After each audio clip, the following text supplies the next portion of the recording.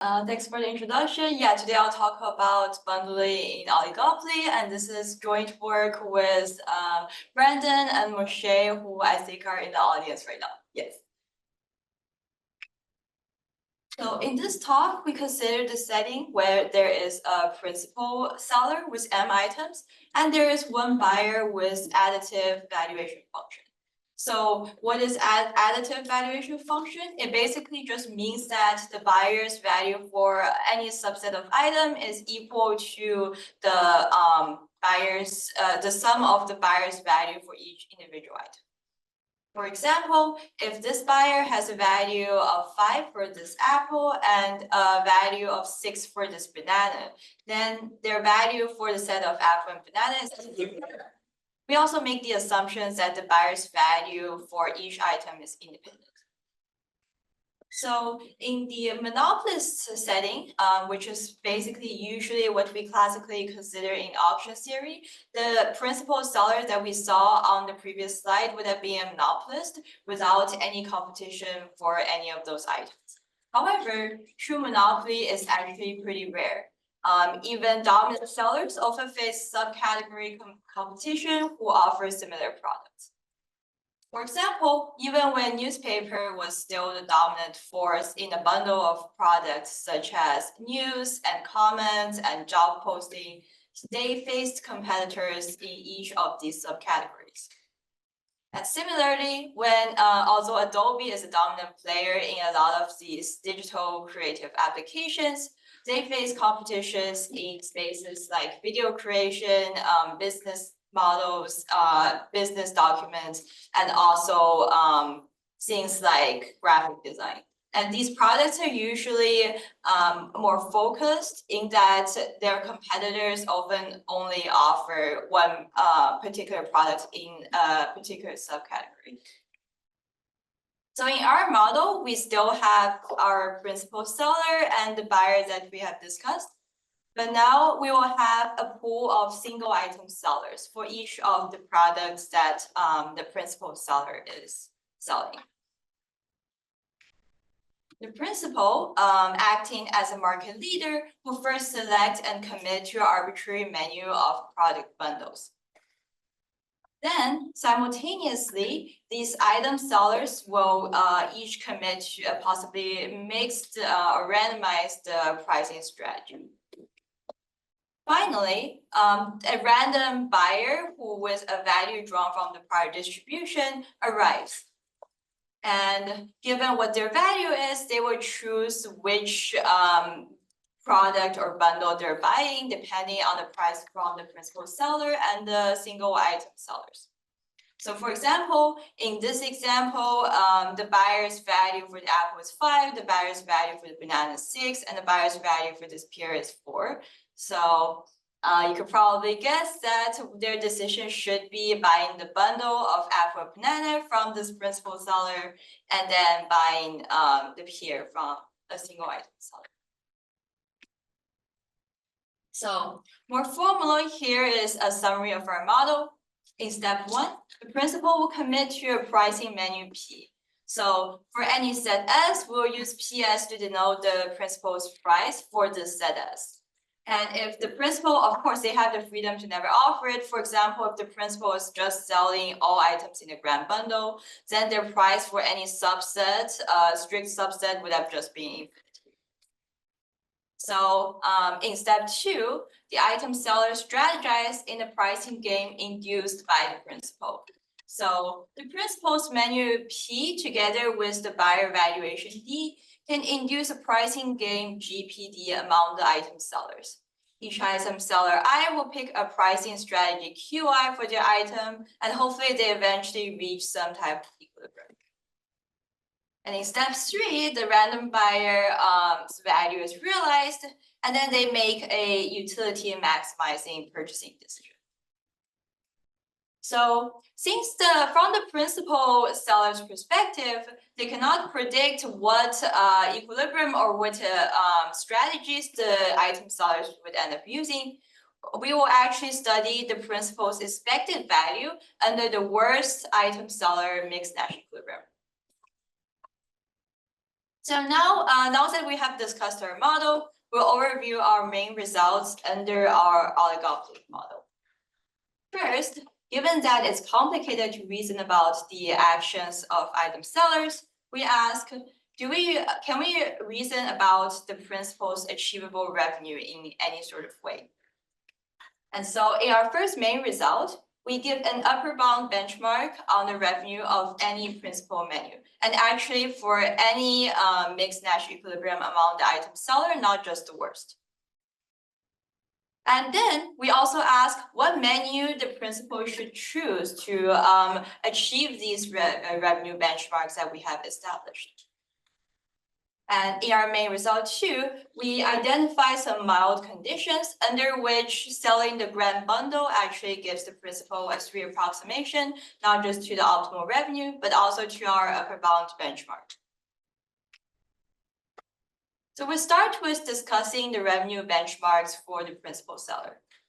In the monopolist case, although understanding the optimal revenue, as have been seen in some of the past talks, is really hard, but obtaining a constant approximation to that optimal revenue is well understood. So Babaioff, Emorica, Lucier, and Weinberg has proved that in the exact monopolist market that we have discussed with a single additive buyer and independent item values, either selling items separately, each with posted price, or selling the grand bundle guarantees a 6 approximation to the optimal revenue. This sort of identifies 2 separate forces that the principal seller can use. Either they can, if the items are really dissimilar with each other, they can try to like tailor their price to each item. Or if the item valuation is concentrated really well, then they can bundle together. And it seems like these forces are sufficient for us to get a good approximation. However, in our oligopolist model, the first tailored pricing approach no longer works. So if the principal seller sells items separately in our oligopolist model, then since they're the first player, the item sellers can simply just set a price slightly lower than that. And then given any buyer valuation, they will either pick the item sellers or they will just not pick any item at all. So in this case, the principal's revenue is 0. So given that like this tailored pricing approach is no longer a book, we ask like, how much does that impact the principal's revenue? And it turns out that we can establish the following upper bound on the principal's revenue in our setting. So let Ri be the maximal revenue maximizing price for item I in like a single item monopoly setting. This is basically the Myerson price. And as you can see in the graph, it is the highest one. So if there are multiple prices that maximizes single item monopolist revenue, then Ri should be the maximum. And so in our main result 1, we show that for any menu of the principal seller and any mixed Nash equilibrium among the item sellers, the expected revenue of the principal seller is at most the buyer's expected truncated social welfare. What is the truncated social welfare is basically the sum over the buyer's truncated value. These values are truncated at Ri. So as you have probably guessed, our upper bound can be substantially worse than the achievable revenue in the monopolist case. So consider ID items, each with a distribution as follows. So these are equal revenue distributions, which are slightly shifted so that the revenue maximizing price Ri is equal to 1. So in our benchmark, since the truncated value is at most 1 for each of these items, the maximum revenue attainable is O of M. However, in the monopolist case, the principal can actually get omega of M log M values. Because this is basically similar to the case of equal revenue curve, and this is a non-example for bundling being a good strategy. So here is something interesting here is that we've already reasoned about the tailored pricing approach, selling separately not working. But in fact, this is also impacting what we can get in the bundling case, even if bundling would have been a good strategy. So now we'll give some technical intuition for our truncated welfare revenue benchmark. So if we think about when a buyer would purchase from item seller I, pricing at QI, this is basically first the buyer has to have a value that's higher than the price being posted, otherwise they would have negative utility. And also the buyer must not want to switch to purchasing from some bundle from the principal seller instead of buying this item from item seller I. So item seller's I's revenue by this observation can be written as follows. This will be QI times the probability that VI is greater or equal to QI, and then times the probability that given condition on these two facts, the buyer would still prefer to purchase from item seller I rather than some bundle. So the first term is exactly the monopolist revenue term and is maximized at Ri. The second term we can actually show is monotonically non-increasing in QI. Intuitively, this is just because like if you fix the action, the principal seller's menu, and whatever all the other item sellers are doing, if you just increase the price of this particular item seller, it's not going to make the buyer more likely to purchase from them, even if their value is higher. The buyer would just be more inclined to purchase from principal seller. So because of that, pricing above Ri is clearly a dominated strategy because in the first term, you would get a worse value from pricing above Ri rather than pricing at Ri. And similarly for the second term, since it's not increasing. So roughly speaking, we can just assume that each item seller I will just price in a range of 0 to Ri at equilibrium.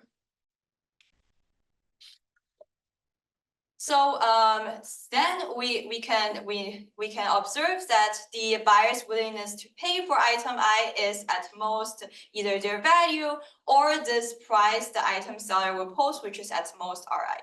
So their willingness to pay is at most minimum of Vi and Ri, which is exactly the truncated value that we have defined. And yeah, just from that observation, we get our claim. And there are a lot of details. Check out our papers if you want to see behind all the hand-wavy arguments. And that's all I want to say about our result one. Okay. So now I will discuss our second main result.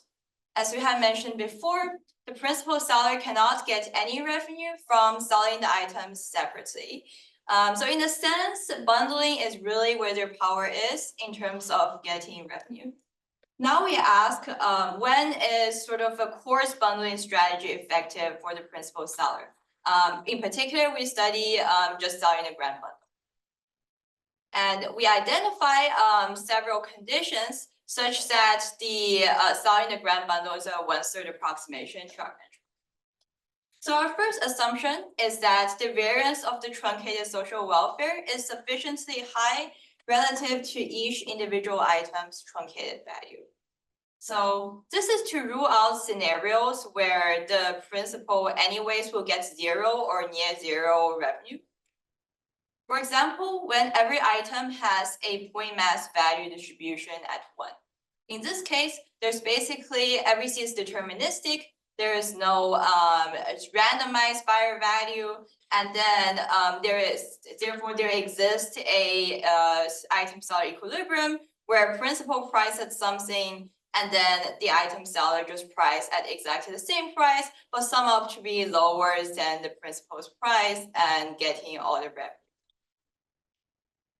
And the second case is when really one item's value dominates all the other items' value.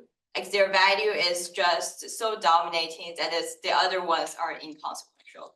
In this case, it's almost as if the principal is just selling one item, and we know that selling separately gives you no revenue. So yeah, this is another case where this is bad. And in fact, you can see that our truncated social welfare benchmark will not give you something like close to 0. That's another reason why technically our theorem wouldn't work without this condition. Our second condition we impose is that each item's value distribution is something called lambda C price sensitive. Basically, what we want is for the revenue the monopolist revenue obtainable to decrease substantially if you price substantially below the revenue optimizing price RI. And this is to rule out scenarios such as equal revenue curve, where in that case, the item seller's behavior is really unstable because one, maybe they want to price at RI at some point, but any slight perturbation of condition will cause them to want to price at 1 or substantially below. So this is a graph illustrating the condition. Basically, lambda is this describing this line of like revenue decay, and C is describing at which point this revenue decay is guaranteed, like how much lower than RI. So once both of our assumptions are satisfied, we show that the principal can sell the grand bundle and obtain at least 1/3 of our truncated social welfare, which also means that these conditions are sufficient to guarantee that our benchmark established in our result 1 is tight by a constant factor.